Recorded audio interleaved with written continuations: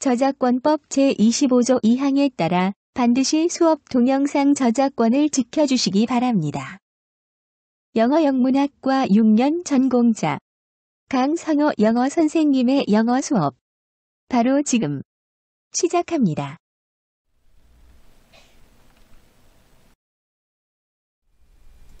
Hello everyone! 여러분 안녕하세요. 왕초보 유튜버 영어권 문화를 말하다 강의를 담당한 대원고등학교 영어교사 강성호입니다. 여러분 반갑습니다.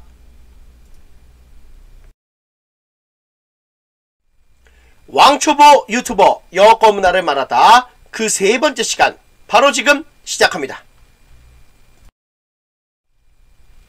자, 제3차 시 영어권 문화 평가 및 실제 온라인 원격 수업의 예 시간에서는 1강 영어권 문화 교과서 구성 능률 출판사 기준으로 살펴보는 시간을 갖겠고요. 2강 영어권 문화 수행평가와 집필평가 3강 실제 영어권 문화 온라인 원격 수업 심화과제 중심으로 알아보겠고요. 4강 실제 영어권 문화 온라인 원격 수업 문화 내용 중심으로 알아보겠습니다.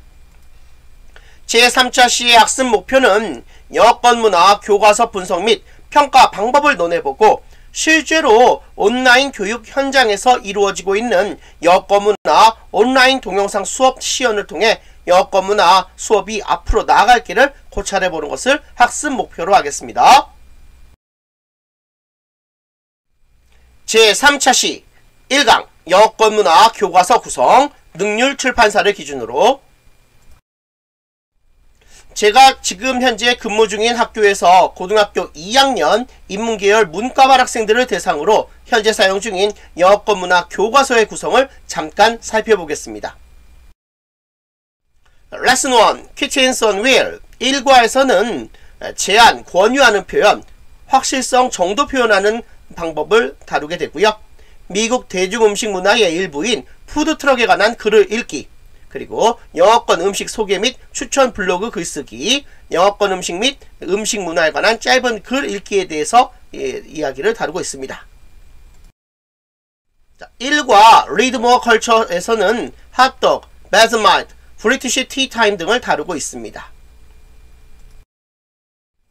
자, 레슨 2 Meeting a Kiwi 2과에서는 허가 여부 묻기, 의무 표현하기를 배우고 뉴질랜드 사람과 그들의 매너에 관한 인터뷰 글 읽기, 그리고 매너 관련 설문 보고서 쓰기, 영국과 캐나다의 매너와 관련된 짧은 글 읽는 시간을 갖게 됩니다.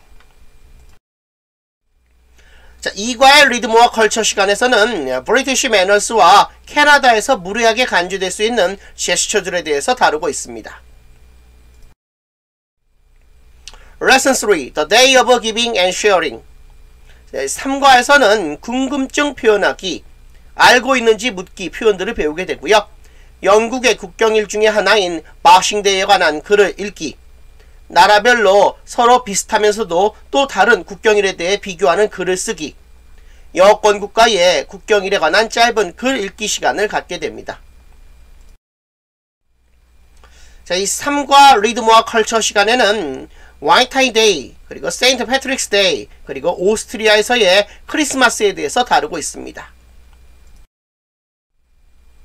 Lesson 4 All in Good Fun in Canada 4과에서는 소원 및 바람에 대하여 묻기, 기대 표현하기 등을 배우게 되고 캐나다 고등학생들의 일상생활을 경험한 한국 학생의 일기를 읽는 것, 그리고 경험에 관해서 일기를 직접 써보는 것, 그리고 영국과 미국, 호주 청소년들의 문화 및 생활 관련 짧은 글 읽는 시간을 갖게 됩니다.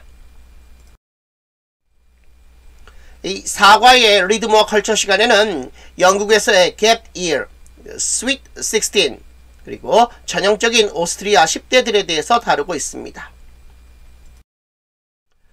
Lesson 5 Welcome to the World of Superheroes 5과에서는 동의 및 이유 여부 묻고 답하기, 시인 및 부인하기 표현을 배우게 됩니다. 미국의 슈퍼히어로에 관한 다양한 분석을 통해 미국의 대중문화를 이해하는 시간을 갖고요. 자신이 좋아하는 슈퍼히어로에 대해 친구들과 의견을 나누고 글을 쓰는 시간을 갖게 됩니다. 또한 여권 문화 10대들의 다양한 미디어 활용 실태를 엿보는 시간을 갖게 됩니다. 자, 5과의 리드모아 컬처 시간에는 왜 영국 젊은이들이 소셜미디어를 이용하는가? 채팅에 쓰이는 단어를 이해하는가? 힙합 MC와 섹스피어의 관계에 대해서 다루는 글을 읽게 됩니다. Lesson 6. Volunteering an American Tradition. 6과에서는 걱정, 두려움 표현하기, 도움 제안하기 표현을 배우게 되고요. 미국 자원봉사의 유래 및 오늘날의 실태에 관한 글을 읽기, 자원봉사 지원 이메일 쓰기, 영어권 국가의 자원봉사 문화에 관한 짧은 글을 읽는 시간을 갖게 됩니다. 자, 6과의 리드모어 컬처 시간에는 집이 없는 사람들을 위한 이동식 세탁 서비스, 키위 새를 보호하는 3가지 방법, 그리고 미국의 댄스 마라톤을 다루고 있습니다. Lesson 7. Multiculturalism, Embracing the Differences. 자, 7과에서는 격려하기, 강조하기 표현을 배우게 되고요. 미국의 학교에서 열리는 다문화 축제에 관한 글을 읽기, 사건이나 행사 내용을 전하는 리포트 쓰기, 다문화주의에 관한 짧은 글을 읽는 시간을 갖게 됩니다.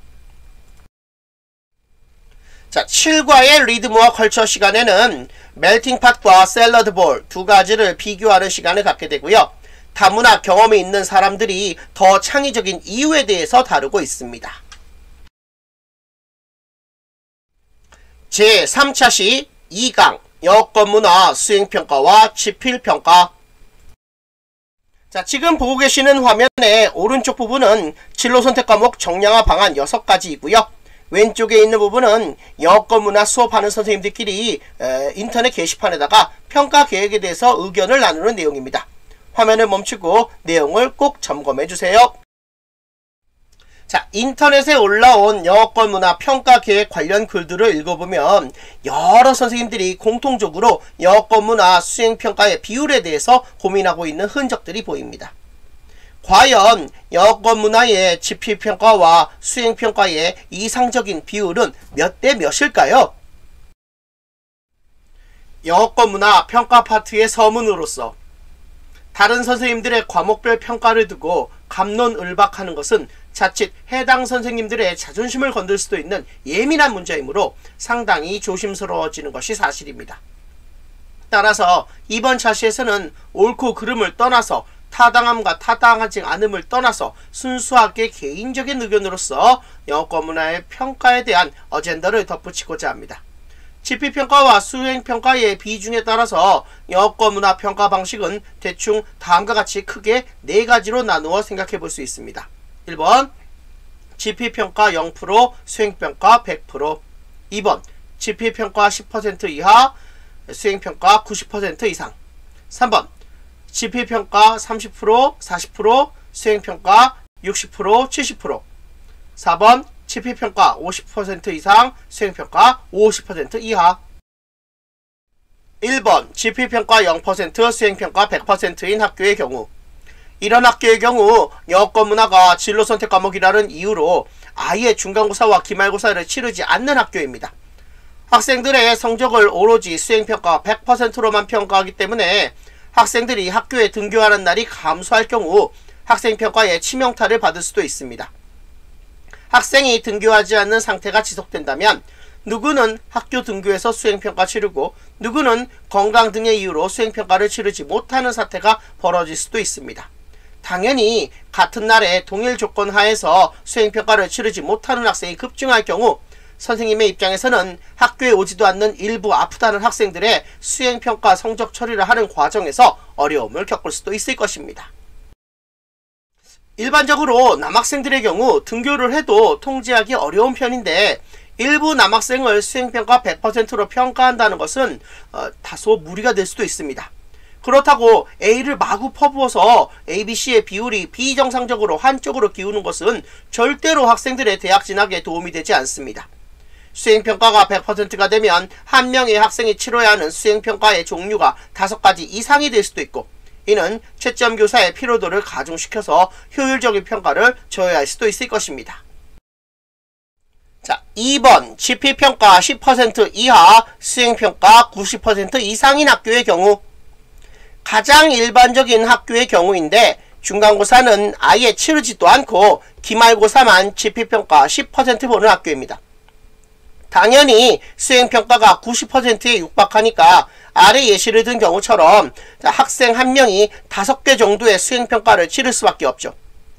교사 입장에서도 영어 에세이는 물론 심지어 수행평가로서 한글 에세이까지 쓰게 해서 어떻게 해서든 학생에게 점수를 후하게 퍼주는 수밖에 없는 그런 경우가 생길 수도 있습니다. 지금 여러분이 보고 계시는 표가 지필평가 10% 이하, 수행평가 90% 이상인 학교의 경우인데 이 평가 계획을 쓰신 선생님의 소감은 이렇습니다. 마지막까지 참 힘들게 끝낸 영어권 문화 과목의 평가. 워낙 많은 것들을 수행하느라 마감 시간이 부족했다. 이렇게 말씀하셨다는 거죠. 학생 한 명당 논술, 그룹 발표, 개인 발표, 수업 발표, 포트폴리오 이렇게 5가지 수행평가를 감당해야 했으니 이런 평가 계획을 세운 선생님 입장에서 마지막까지 참 힘들게 끝낸 영어권 문화 과목 평가 워낙 많은 것들을 수행하느라 마감 시간이 부족했다. 라는 말이 나오는 것도 결코 무리는 아닐 것입니다.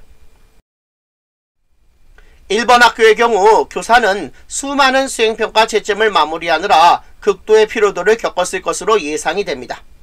온라인 수업으로 정규 수업이 대체되는 날이 많아지면 교사는 학생의 수많은 수행평가를 제대로 수업시간에 평가할 시간도 없을 것입니다. 당연히 수행평가 채점 교사의 피로도가 과도하게 누적되면 평가자나 학생 입장에서도 결코 좋을 것이 없을 것입니다. 차라리 이런 경우 지필평가의 비중을 10%에서 30% 정도로 늘려서 평가의 공정성을 확보하는 것이 더 나을 수도 있겠다는 생각이 듭니다. 학생들이 같은 날 동시에 나와서 수행평가를 치르면 수행평가를 좀 더 공정하게 평가하기 쉬울 것입니다. 전술한 대로 A라는 성적을 90% 이상 학생들에게 마구 퍼주는 것은 절대로 수험생들에게 좋은 것이 아닐 것입니다. A를 받는 학생의 비율까지 계산하는 일부 대학교에 수험생이 지원할 경우 그럴 경우에는 그런 우수한 수험생이 선의의 피해를 받을 수도 있기 때문입니다. 영어권 문화 한 과목에 수많은 수행평가를 준비해야 하는 이 학교 학생들에게 점수를 마구 퍼주었을지도 모른다는 예상은 한글 짧은 글쓰기에 10점을 부과한 것으로도 쉽게 관찰이 됩니다. 잉글리시 에세이의 경우에는 일반고 평균 수준의 학생의 경우 혼자서 감당하기 어려울 수도 있습니다. 즉 수행평가 난도 조절이 극에서 극으로 오르내리고 있다는 뜻입니다. 포트폴리오가 40점인데 채점 기준이 단순히 그냥 발표 능력이라는 항목으로 써 있다면 문제가 될 수도 있으므로 반드시 세부 채점 기준안이 별도로 준비되어야 할 것입니다. 영어권 문화에서 이런 평가를 실시한 선생님이 1학기 때 평가를 한 직후에 이런 말을 했다고 합니다. 1학기 때 평가를 하며 느낀 점은 객관식 평가로는 이 과목의 성취 기준 및 성취 수준을 진정 달성했는지 여부를 파악하기는 어렵다는 점이었다. 어떻게 문법과 어휘와 글의 순서 이런 것들을 묻는 수능형 객관식 평가로 위의 평가 기준 및 성취 수준의 달성 여부를 판단할 수 있단 말인가? 이분이 이렇게 말하는 것을 우리는 주목해 볼 필요가 있습니다. 자, 아래의 영어권 문화 과목 성취 기준을 생각하면 이 평가 방식을 채택한 그 선생님이 그렇게 이야기하는 것도 무리는 아닌 듯 싶습니다. 자, 여기에서 잠깐 영어권 문화 성취 기준을 점검하고 가겠습니다. 영어권 문화 성취 기준은 다음과 같습니다. 화면을 멈추고 내용을 참조해주세요. 3번 지필평가 30%에서 40%, 수행평가 60%에서 70%인 학교의 경우 이런 학교의 경우 지필평가를 중간고사와 기말고사로 나누어 보는 경향이 있는데 수행평가를 준비하는 학생 입장에서나 그런 학생을 채점해야 하는 교사 입장에서나 심적인 부담이 상당히 해소됨을 예측해 볼 수 있습니다. 진로선택 과목인 영어권 문화라는 과목 특성상 어쩌면 지필평가 30%에서 40%, 수행평가 60%에서 70%인 학교가 가장 이상적인 지필 수행평가 비율이 아닐까요? 여러분의 생각은 어떻습니까? 자, 지금 보시는 화면은 지필평가 30%에서 40%, 수행평가 60%에서 70%인 학교의 경우 그 예시 중에 효자고등학교 2학년 영어권문화 평가계획의 예시입니다. 화면을 멈추고 내용을 확인해주세요.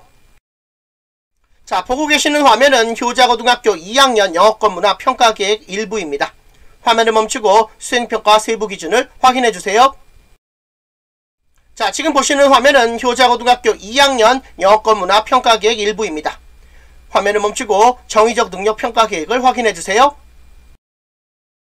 4번 지필평가 50% 이상, 수행평가 50% 이하인 학교의 경우입니다.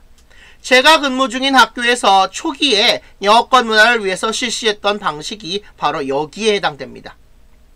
제가 근무 중인 학교에서는 중간고사 25%, 기말고사 25%, 듣기 20%, 쓰기 30%로 2020년까지 영어권문화를 평가했었습니다. 만약 질병 사태가 계속 악화된다면 이런 평가 비율도 조금은 조정될 수 있을 것이라고 생각이 됩니다. 예를 들면 중간고사를 아예 없애버리고 기말고사 한 번으로 지필평가를 하게 된다면 그럴 경우 기말고사는 30%에서 50% 정도가 될 수도 있을 것입니다. 차학년도 영어권문화 평가계획은 국내외 보건 상황에 맞추어 융통성 있게 수정할 예정입니다. 말하기 수행평가를 제대로 진행할 수 없을 경우 쓰기 수행평가를 확장 수정시켜서 아래 사진처럼 영어로 수업 일기 쓰기를 추가해보는 방안도 구상해보고 있는 중입니다. 영어권문화 평가에 대한 제언. 어떤 과목의 평가에 있어서 무엇이 절대적으로 옳다, 그르다 라는 것은 거의 존재하지 않습니다. 상황에 따라서 평가 계획은 얼마든지 융통성 있게 수정될 수도 있는 것이죠. 물론 영어권문화의 평가 계획 또한 예외는 아닙니다. 특히 2020년처럼 심각한 질병 사태가 급속히 확산이 될 때에는 대부분의 고등학교에서 말하기 수행평가를 줄일 수밖에 없을 것입니다. 학생들이 교실에서 마스크를 쓴 채로 말하기 수행평가를 실시한다는 것이 아무래도 무리가 될 수도 있습니다. 제가 근무 중인 학교에서도 말하기 수행평가 10%를 듣기 수행평가에 포함시켜서 듣기 수행평가를 20%로 상향 조정했습니다. 듣기 안에도 말하기 요소가 포함되어 있기 때문이죠. 예를 들면 여자가 마지막으로 한 말에 대해서 남자가 응답할 것으로 가장 적절한 것을 찾기, 이런 문제는 듣기 요소와 말하기 요소를 결합시킨 것으로 볼 수도 있는 간접 말하기 문항입니다. 여러 선생님들께서 영어권문화 수행평가 비율과 난도 조절에 대해 고민을 많이 하셨습니다. 그 깊은 고민을 하신 만큼 더더욱 좋은 결실을 거두어서 학생들이 영어권문화 수행평가에서 만족할 만한 우수한 성적을 받을 수 있기를 바랍니다. 객관적이고 타당한 평가 지침을 통해서 선생님들께서 공정하게 평가하시는 평가 내용에 대해 선생님 스스로 자부심을 갖고 더 좋고 더 타당하며 학생들에게 더 적합한 수행평가를 앞으로도 계속해서 개발해 주시기를 기원하면서 선생님을 응원합니다. 제3차 시 3강 실제 영어권문화 온라인 원격 수업 심화과제 중심으로. 자, 실제 영어권문화 온라인 원격 수업을 심화과제 중심으로 살펴보는 시간을 갖겠습니다. 초점은 미군 육군 군복의 성조기의 모양을 좌우 반대로 부착하는 이유에 대한 교과서 특 심화과제에 대한 학생들의 의견 관찰 및 학생부 반영에 초점을 맞추겠습니다. 영어권문화 교과서 특은 1년에 1500바이트가량 학생부에 입력할 수 있습니다. 학생부 교과서 특 입력을 위해서 영어권문화 심화과제를 학생들에게 부여하는 경우도 있는데요. 저도 유튜브 동영상을 직간접적으로 이용하여 학생들에게 영어권문화 심화과제를 부여하고 있습니다. 이때 주의할 점이 바로 저작권 침해 예방 문제이고요. 또한 심화과제를 잘 설정하여 학생들이 하나의 스토리를 만들 수 있도록 심화과제 사이에 유기적인 응집성이 있어야 한다는 점입니다. 예를 들면 심화과제로서 영국의 국기와 미국의 성조기를 다룬 유튜브를 제시했다면 차시 심화과제로서 성조기와 관련된 심화과제를 내준다거나 또는 유니언잭과 관련된 영국의 역사를 심층 탐구하는 심화과제를 내준다거나 하는 식으로 각각 심화과제들 사이에 유기적인 연관성이 있어야 학생들의 사고가 성장하는 과정과 영어권 문화에 대한 인식의 변화를 잘 살펴볼 수 있는 훌륭한 스토리가 만들어질 수 있다고 저는 생각합니다. 여러분이 생각하는 효율적이고 학생들의 영어권 문화에 대한 이해도를 극대화시킬 수 있는 수행평가 방안은 과연 어떤 것인가요? 어떻게 교과서 혜택을 기입해야 학생들의 성장을 보여주고 발전을 유도할 수 있을까요? 실제 영어권 문화 심화 과제의 예시를 수업 동영상을 통해서 점검해 보겠습니다.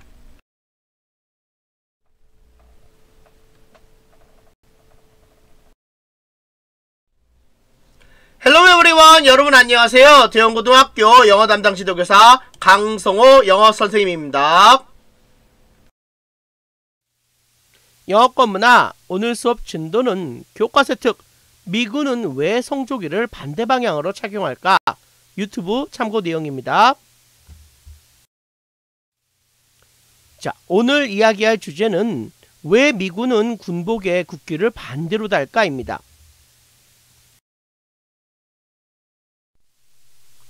여러분, 이 사진을 잘 관찰해 주세요. 혹시 평상시와 좀 다른 특이한 점을 찾으실 수 있으신가요? 이 부분, 요 박스로 그려진 이 부분을 잘 관찰해 주세요. 여러분, 특이점을 찾으셨나요?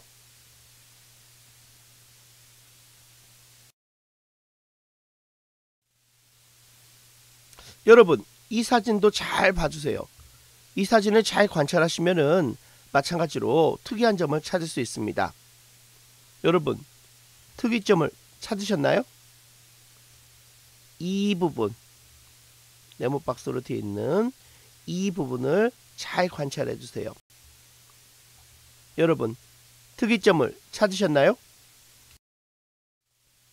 자, 미군 군복에 붙어 있는 성조기의 방향을 주의 깊게 한번 보세요. 특이하죠? 미군은 특이하게 군복에 좌우가 반대인 성조기를 붙이고 있습니다. 이런 나라가 전 세계에 그렇게 많지는 않은데 미군은 좀 특이하죠? 자, 세계의 다른 나라들과 좀 달리 미군은 세계에서 매우 드물게 군복의 국기를 반대 방향으로 달고 있습니다. 왜 그럴까요? 뭔가 이유가 있겠죠? 반대 방향, 좌우 반대 방향으로 미군의 성조기를 다는 이유가 뭘까요? 자, 오늘 이야기할 주제는 왜 미군은 군복의 성조기를 거꾸로 달까입니다. 왜 그럴까요? 전 세계 어느 나라 군복을 봐도 자기 나라 국기가 반대 방향이나 다른 방향으로 위치하는 경우는 거의 찾아볼 수 없습니다. 좀처럼 찾아볼 수 없죠.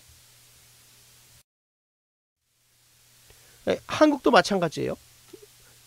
자긍심을 고취하고자 한국군 군복에도 태극기가 달려 있습니다. 2015년 8월부터 한국군도 군복에 태극기를 부착하고 있습니다.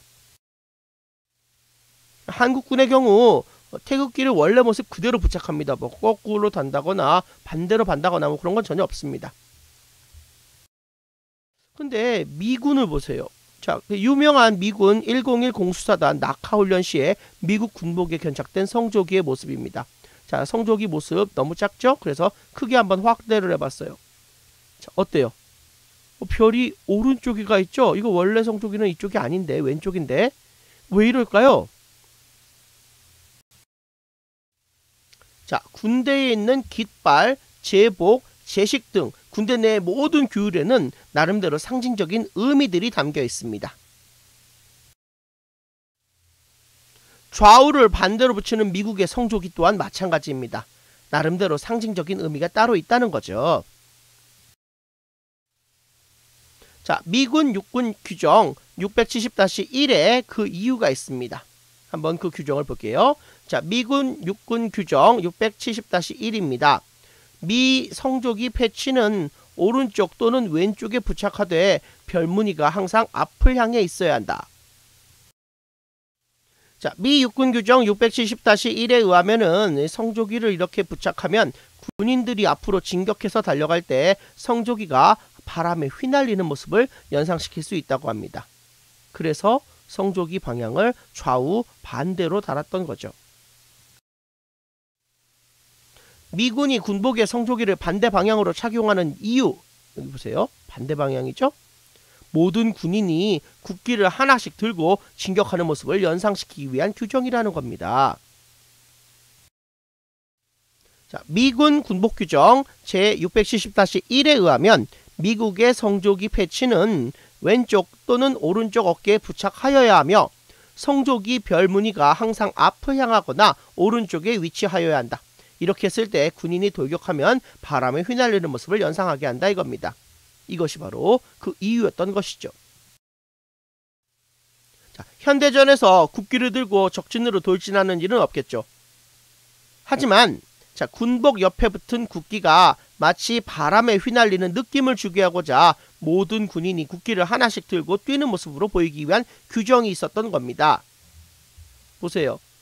성조기의 별 모양이 오른쪽에 가 있죠?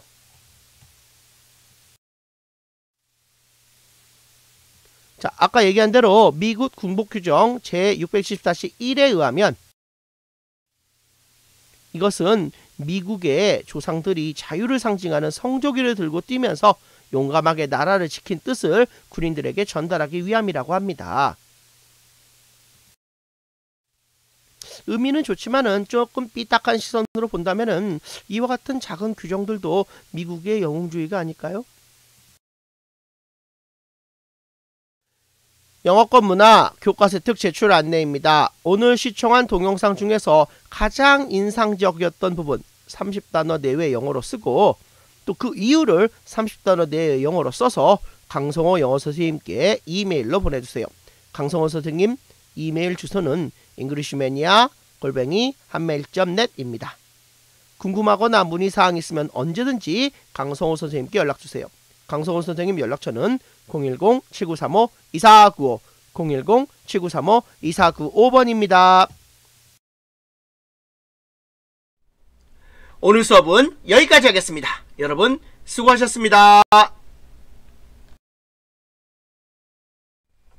여러분, 영어권 문화 심화과제 수업 동영상을 끝까지 시청하셨습니까? 학생들이 질병 문제로 인해 학교에 등교하는 날이 대폭 감소해서 대다수의 선생님들은 아마 학생들의 영어권 문화 수행평가 때문에 많이 힘드셨을 것으로 충분히 추정해 봅니다. 제가 근무하는 학교에서는 정규 수업 진도 외에 교과서 획득을 위한 심화과제를 원격 자료를 통해서 제시하고 있습니다.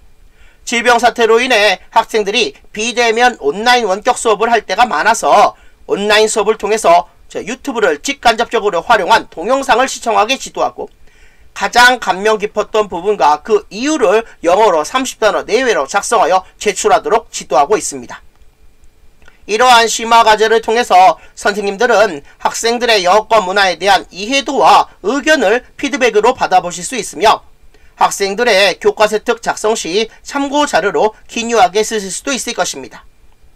아무래도 대면 수업할 시간이 상대적으로 적어지고 학생들을 만나서 친해지고 학생들을 관찰할 수 있는 시간이 상대적으로 적어진 이러한 위기 시점이 지속된다면 학생들에게 온라인 수업을 통해서 제시한 심화과제는 마른 땅의 단비처럼 학생들의 학습 모습을 관찰할 소중한 기회를 여러 선생님들께 제공해 줄 수 있을 것입니다. 예를 들면 영어권 문화 심화과제 제시를 통해서 학생의 눈을 통해서 관찰하게 되고 생각하게 된 한국에 입국한 외국인 이민자가 한국에서 문화 충격을 받게 되는 이유와 그 문화 충격을 극복할 수 있는 해당 학생 나름대로의 방안을 선생님들은 수집할 수 있을 것입니다. 학생들이 생각하는 영어권 문화에 대해 학생들의 마음속을 들여다볼 수 있는 소중한 기회를 영어권 문화 교과서 획득 심화과제는 선생님들께 제공하게 될 것입니다.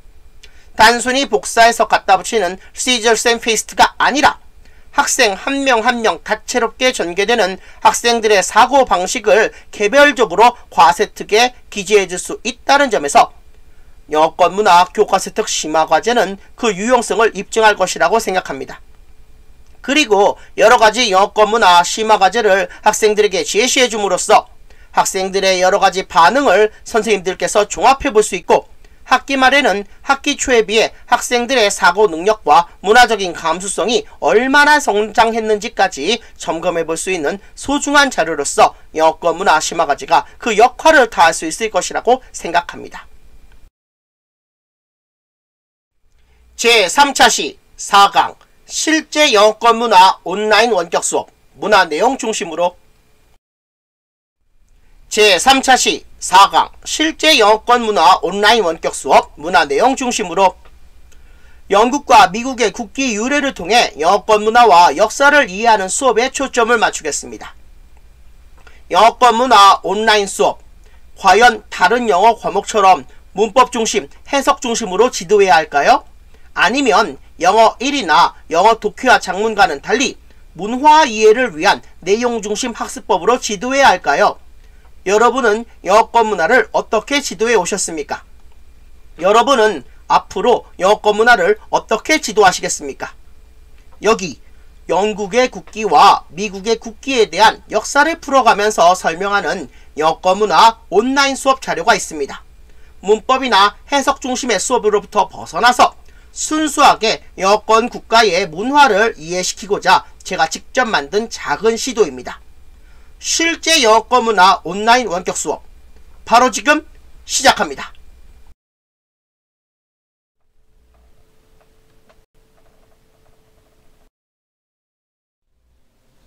헬로 에브리원 여러분 안녕하세요. 대형고등학교 영어 담당 지도교사 강성호 영어 선생님입니다.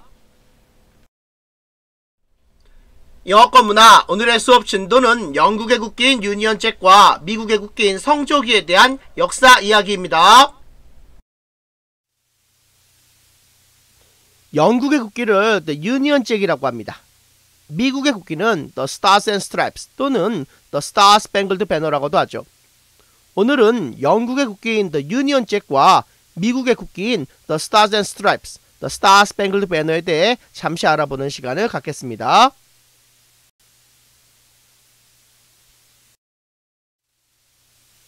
자, 먼저 영국의 국기인 The Union Jack에 대해서 알아보겠습니다. 영국의 국기인 The Union Jack은 잉글랜드와 스코틀랜드와 아일랜드의 깃발이 결합되어 만들어진 것인데 그 세부적인 내용을 살펴보겠습니다.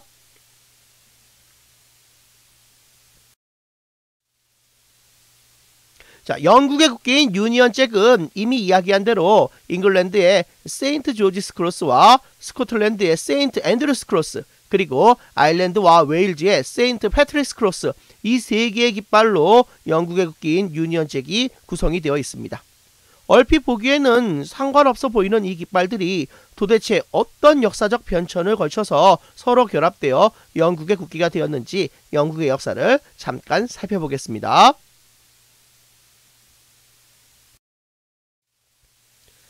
자, 영국의 국기인 유니언 잭이 어떻게 만들어지게 되었는지 영국의 역사를 잠깐 살펴보겠습니다.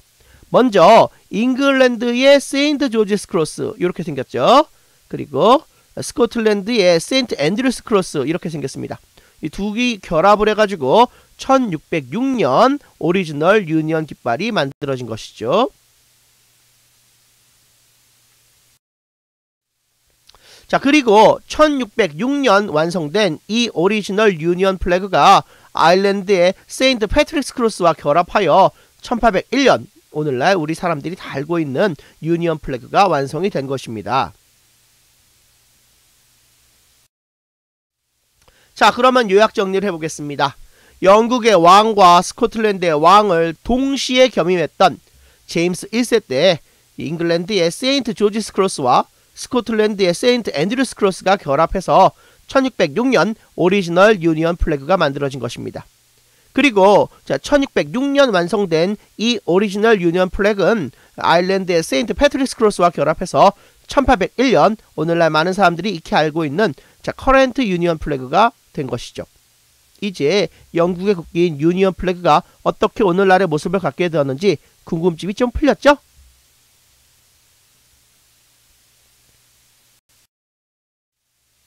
자, 평소에 궁금했고 알고 싶었던 영미문화.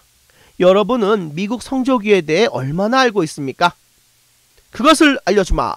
미국 성조기에 대해서 오늘은 잠깐 이야기를 나눠보는 시간을 갖겠습니다.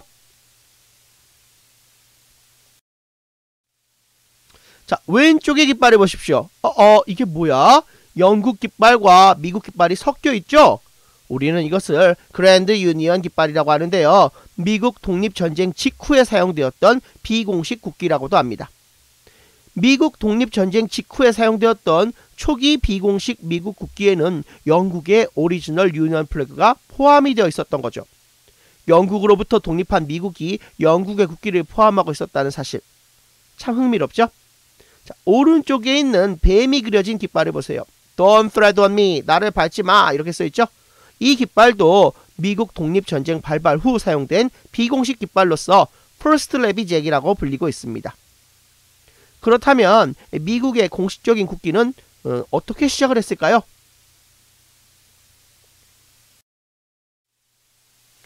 지금까지 미국이 영국으로부터 독립한 후에 사용했던 비공식적인 국기들만 보았습니다.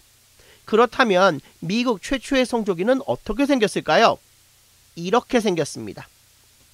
미국 최초의 성조기는 1776년 7월 4일 미국이 영국으로부터 독립한 이후 1777년 6월 14일에 미국의 국기로 정식 채택되어 대영 제국의 국기 대신 미국에서 사용하게 되었던 것입니다. 적색 및 흰색으로 이루어진 13개의 가로줄과 푸른 바탕에 하얀색 별들 13개가 그려진 부분으로 구성이 되어 있었죠.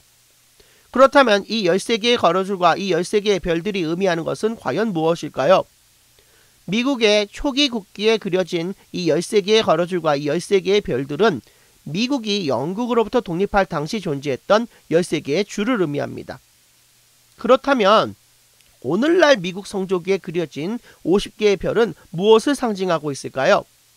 오늘날 미국 성조기에 그려진 이 50개의 별은 미국의 현재 주의 숫자를 상징하고 있습니다. 1959년 하와이가 미국의 50번째 주가 되면서 1960년 7월 4일 이후 하얀 별의 숫자가 50개가 되었던 거죠. 그래서 미국의 초기 국기에 그려진 13개의 가로줄과 13개의 별들은 미국이 독립할 당시 존재했던 13개의 줄을 의미하고, 현재 미국 성조기에 그려진 50개의 별들은 현재 미국에 존재하는 50개의 줄을 상징하고 있는 것입니다. 1777년에 채택된 최초의 성조기에는 13개의 줄을 상징하는 13개의 별과 13개의 줄이 그려져 있었던 것이죠. 그 이후 미국의 새로운 주가 승인되면 독립기념일인 7월 4일에 성조기에 새로 승격된 주의 수만큼 별을 더 추가해서 그려 넣었던 것입니다.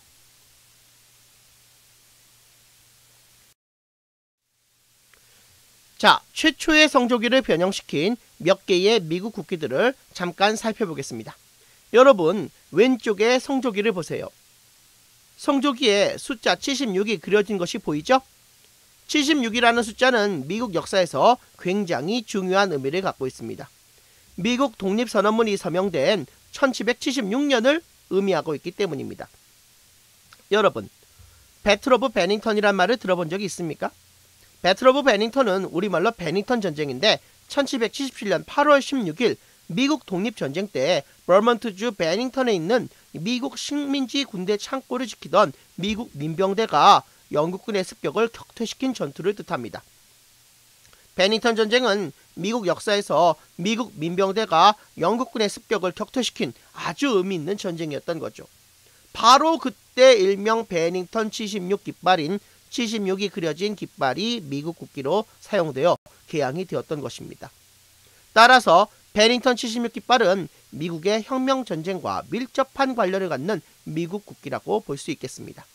특히 이 깃발에 그려진 76이라는 숫자는 미국 독립선언문이 서명된 1776년을 의미하고 있습니다. 자, 이런 깃발이 있죠. 오늘날 성조기랑 많이 비슷한데 이 국기는 버먼트주와 켄터키주가 연방에 편입이 된 뒤에 1795년 5월 1일 이후 사용한 성조기입니다. 15개의 별과 15개의 괄호줄로 구성이 되어 있죠. 원래는 미국이 영국으로부터 독립할 당시 13개의 주가 있었잖아요. 그렇죠? 근데 버먼트주와 켄터키주가 연방에 편입된 뒤에 15개의 주가 추가되었던 것이죠. 그래서 이 당시에는 15개의 별과 15개의 괄호줄로 구성된 국기를 성조기로 사용했었던 것입니다. 여러분, 오른쪽 국기를 보세요. 이런 깃발. 선생님도 이런 깃발을 오래된 옛날 미국 영화에서 본 기억이 있습니다. 베시 로스라는 여성이 고안한 성조기인데요. 원형으로 별을 배치한 것이 아주 특이하죠. 이 베시 로스라는 여성이 미국 성조기를 최초로 고안한 사람이라고 널리 알려져 있습니다. 여러분, 이런 깃발 어디에서 많이 봤죠? 점점 더 오늘날의 성조기와 비슷해지고 있네요. 1818년 5개의 주가 미국 연방에 더 편입이 된 뒤의 성조기입니다. 그러나 괄호줄 13개는 그대로 유지하고 있습니다. 영국으로부터 미국이 독립할 당시 처음에 13개의 주로 미국이 구성되어 있었으니까요. 이것을 기념하는 것입니다. 새로운 주가 편입될 때마다 별만 추가하기로 결정을 한 것이죠.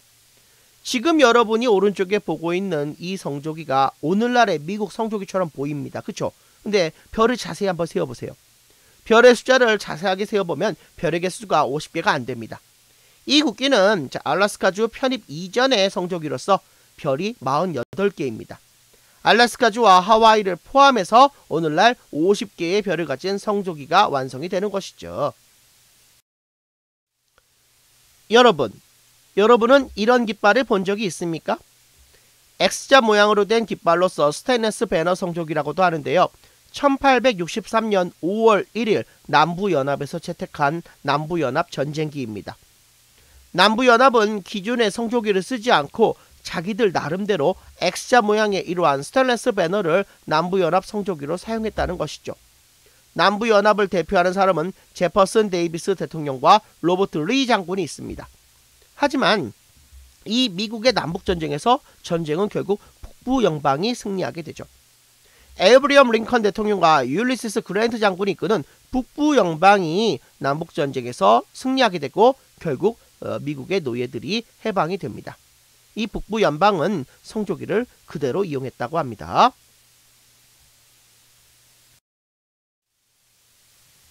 자, 여러분은 이런 깃발을 본 적이 있습니까?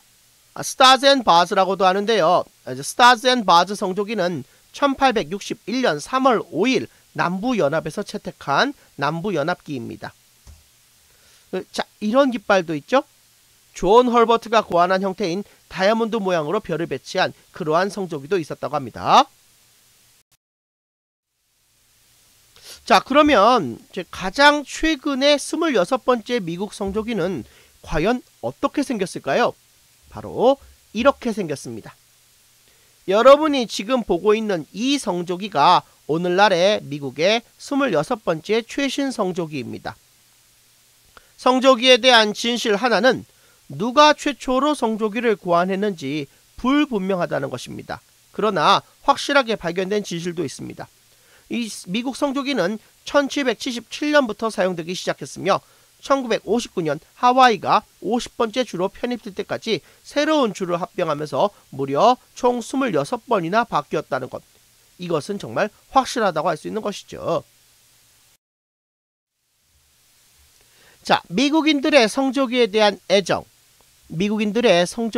애정은 정말 각별합니다. 성조기로 만든 옷을 입는 것은 기본이고요. 심지어 성조기로 만든 신발을 신기도 합니다. 이러한 미국 성조기는 1777년 6월 14일에 미국의 국기로 정식 채택되어 대영 제국의 국기를 대신해서 사용하게 되었는데요. 당시 미국에서 사용했었던 대영 제국의 국기는 영국 상선기를 부분적으로 변형시킨 것이었습니다. 1777년에 채택된 최초의 성조기에는 13개의 별이 그려져 있었죠. 그런데 이 13이라는 숫자가 미국 역사에서 아주 중요합니다. 왜일까요? 미국이 영국으로부터 독립했었던 그 당시에는 13개의 주만 있었기 때문입니다. 1795년부터 1888년까지 버몬트주와 켄터키주가 미합중국의 주로 승인을 받아 공식적으로 편입이 된 후 15개의 별과 15개의 괄호줄이 그려지게 되었습니다. 그러나 1818년 의회는 영국으로부터 미국이 독립했었던 당시 13개의 주만 있었기 때문에 미국 국기에는 13개의 괄호줄만 그려져야 하며 새로운 주가 추가로 승인이 되면 미국 독립기념일인 7월 4일에 성조기에 새로 승인된 주의 수만큼 별을 추가로 더 그려 넣도록 하자는 안건을 내놓게 되었던 것입니다. 여기에서 우리가 알아두어야 할 중요한 인물이 한 명 있는데 바로 베시 로스라는 여성입니다. 베시 로스라는 여성은 최초로 성조기를 도안했거나 제작했다라고 알려지고 있는 여성인데, 베시 로스는 필라델피아의 여자 재봉사로서 1777년 미국 독립전쟁 중에 미국 정부를 위해 성조기를 제작한 것으로 잘 알려져 있습니다. 베시 로스는 일생 동안 여러 차례에 걸쳐서 이 사실을 주장을 했으며, 그 주장은 1870년 베시 로스의 손자인 W.J. 캔비에 의해 대중적인 관심을 얻게 되었죠. 그가 말한 이야기는 그 후로 계속 믿을 만한 사실로 여겨졌으나 베시 로스의 주장을 확증해줄 문서 증거 자료가 발견되지 않았을 뿐만 아니라 1777년 6월 이전에 의회가 어떤 국기를 채택했다는 기록도 남아있지가 않습니다. 베시 로스의 주장은 의회의 한 위원회가 베시 로스에게 국기에 대한 대략적인 설계도안을 주고 1776년 6월에 그와 같은 국기를 만들어줄 것을 요청했다는 것이었습니다. 자, 여기에서 우리가 주목할 인물이 있는데 바로 프랜시스 홉킨슨입니다. 옆에 그림 속 인물이 바로 프랜시스 홉킨슨입니다. 몇몇 조사에서는 프랜시스 홉킨슨이 미국 성조기를 최초로 설계했을 것으로 추정하고 있습니다. 프랜시스 홉킨슨은 미국 독립선언서 서명자 중에 한 사람이었죠. 1780년에 프랜시스 홉킨슨은 미국 성조기를 처음 도안한 것에 대한 대가를 지불해 줄 것을 의회에 요청을 했습니다. 그러나 의회가 프랜시스 홉킨슨의 그러한 주장을 부인하진 않았어요. 하지만 다른 사람들이 미국 성조기 제작에 기여한 점들을 참작해서 결국 의회는 프랜시스 홉킨슨에게 그 어떠한 대가도 지불하지 않았다고 합니다.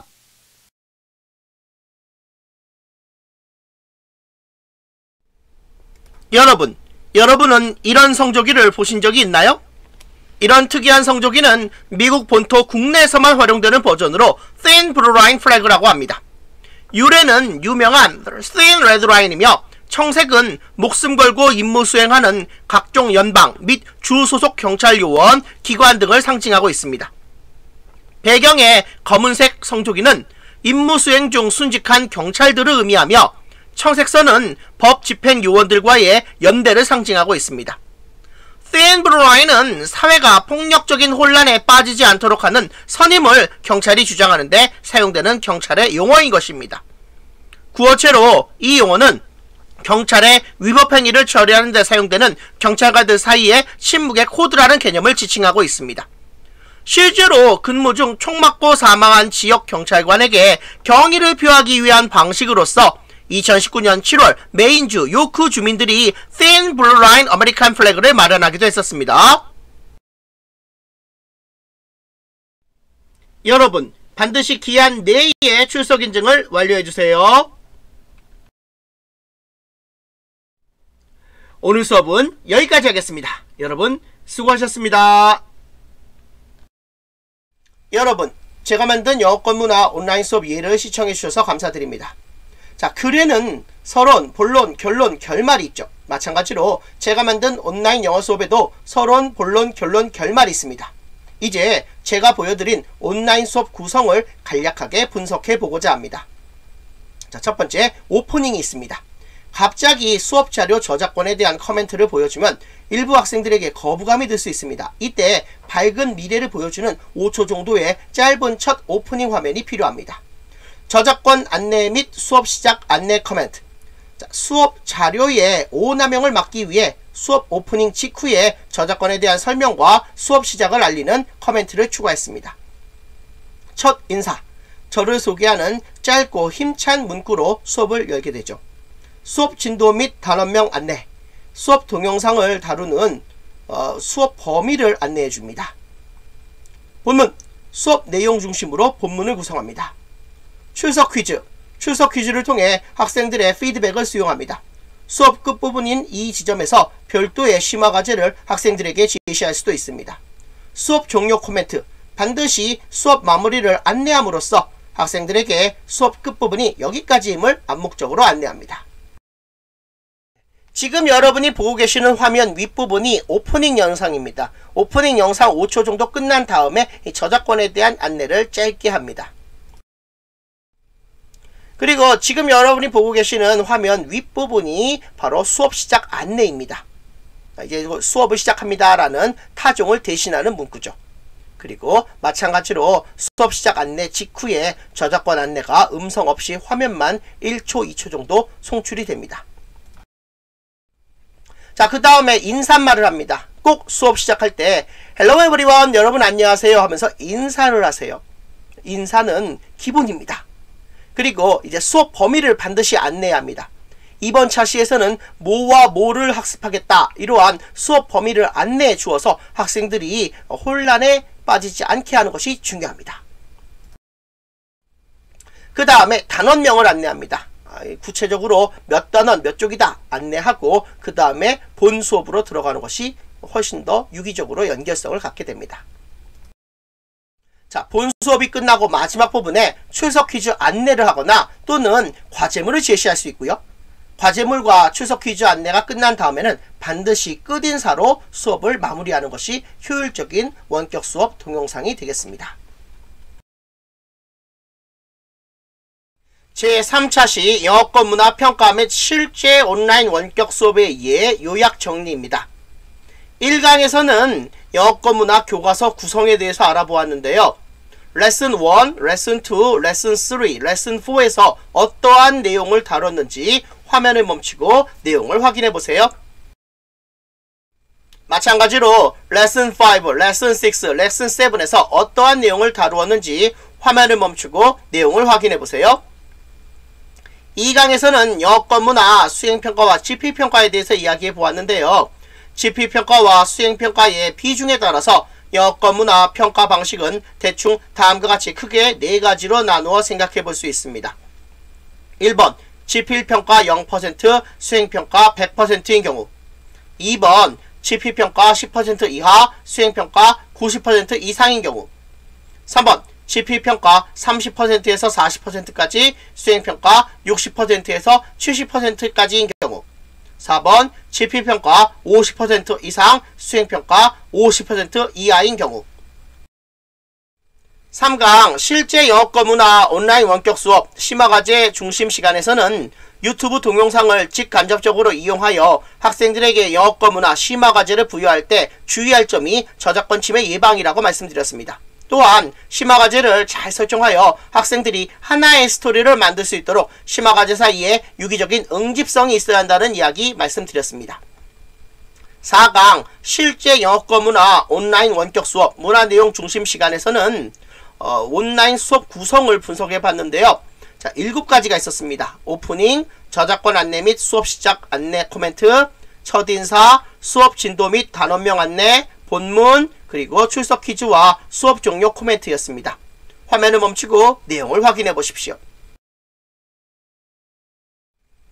지금까지 3차 시에 걸쳐서 진로 선택 과목으로서의 영어권 문화라는 과목을 어떻게 지도할 것인가, 영어권 문화 수업 동영상을 어떻게 만들 것인가, 어떤 평가 방법이 바람직한 영어권 문화의 평가 방법인가 등에 대해서 잠시 생각해 보았습니다. 그리고 실제로 수업 현장에서 이루어지고 있는 영어권 문화 실제 온라인 수업 동영상들을 시청해 보았습니다. 여러가지 측면에 있어서 분명히 한국 문화와 영어권 문화는 다릅니다. 문화의 차이를 직면하였을 때 학생들이 겪게 될 수도 있는 문화 충격을 최소로 줄이고 다 함께 살아가는 다문화 사회에서 서로 다른 문화권에서 성장한 이웃을 이해하고 포용하고 받아들일 수 있는 범세계적인 열린 마음과 자세를 갖도록 학생들을 바르게 지도하는 것은 우리 모두의 과업이고 역사적인 사명일 것입니다. 왕초보 유튜버 영어권 문화를 말하다. 강의를 끝까지 시청해주신 여러분께 감사드립니다. 여러분, 영어권 문화 수업을 통해 학생들이 보다 더 넓은 시각을 갖고 다문화 세계를 바라볼 수 있도록 열정적인 지도를 부탁드리겠습니다. 그러면 안녕히 계십시오. 자, 화면에 보이는 부분은 제가 참고한 자료고요. 제 전화번호는 하단에 나와 있습니다. 0102 응이고요. 79는 친구, 35는 39, 24는 이 사람, 구해주어는 95, 구해주어는 95. 2495입니다. 그래서 친구 삼고 이 사람 구해줘. 친구 35 2495. 외우기 쉽죠?